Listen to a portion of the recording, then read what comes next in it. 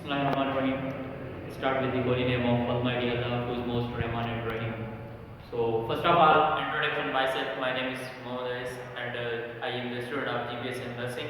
So, today we are going to describe anatomy, what is anatomy and physiology, and difference between anatomy and physiology. So, as you know, the curriculum that we have given from HCC. So it is about I think 10 chapters. So first chapter is anatomy and physiology, their introduction and body cavities.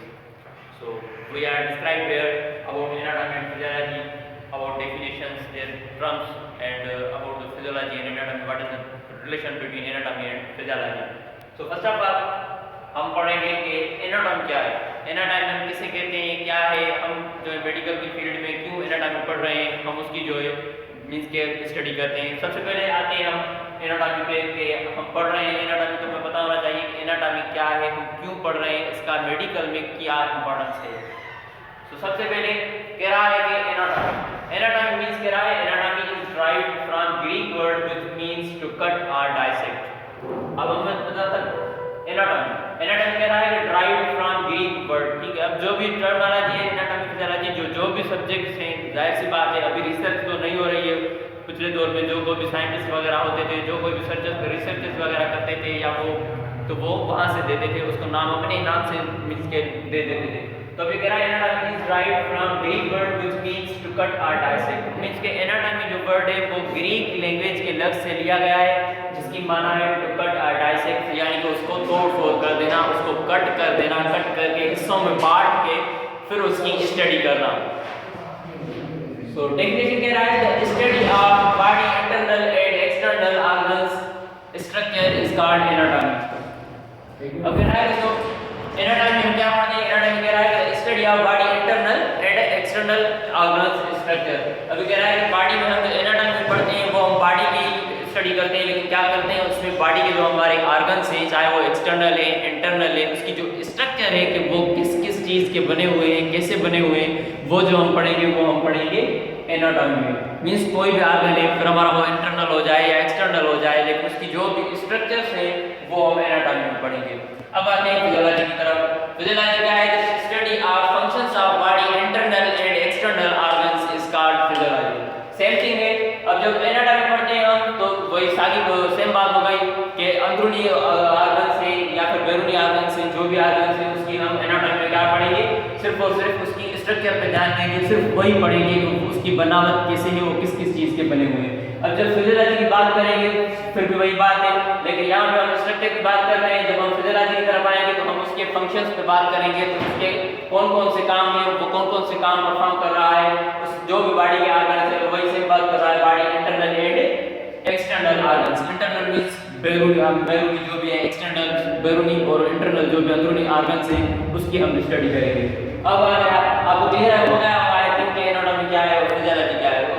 Simply अब जब कहें तो anatomy में हम जो है किसी भी ऑर्गन्स की जो है ना स्ट्रक्चर ही पढ़ते हैं, और फिजियोलॉजी में क्या पढ़ते हैं, उसके फंक्शंस, तो वो काम कैसे कर रहा है। अब हम आ रहे हैं relation between anatomy and physiology. अब मेन जो फंक्शन है, तकरीबन जो भी लोग हैं वो कुछ इसमें ही जो है कंफ्यूज हो जाते हैं कि रिलेशन इसका कैसा होगा। ये रिलेशन नहीं है कि ये भाई मेरा कजन है, ये वो ये रिलेशन ऐसा नहीं है।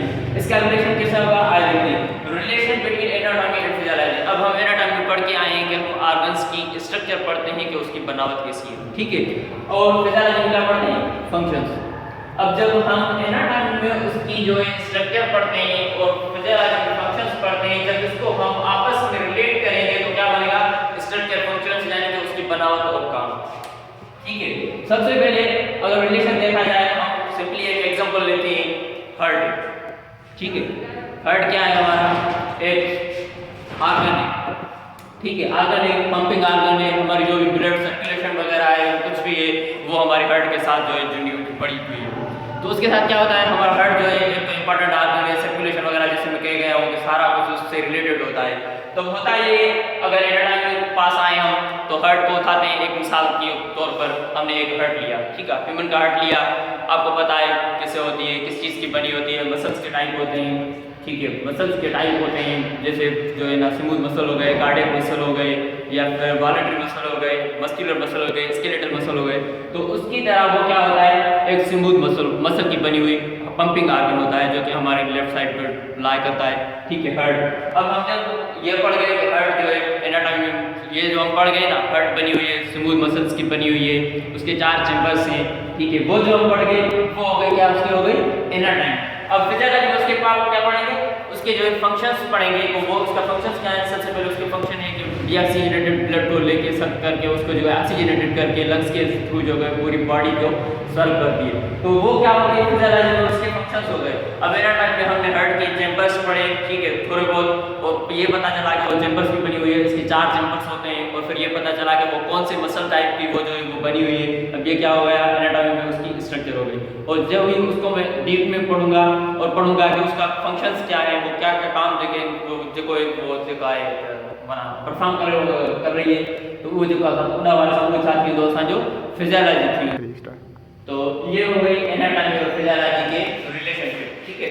तो आज का हमारा टॉपिक यही पे कंप्लीट होता है। इंशाल्लाह नेक्स्ट जो भी लेक्चर होगा उसमें हम बॉडी कैविटीज वगैरह के बारे में जो भी मींस क्यूरिकुलम जो भी है हम उसके हिसाब से चलेंगे। इंशाल्लाह आपको उम्मीद है कि आपको समझ आया होगा।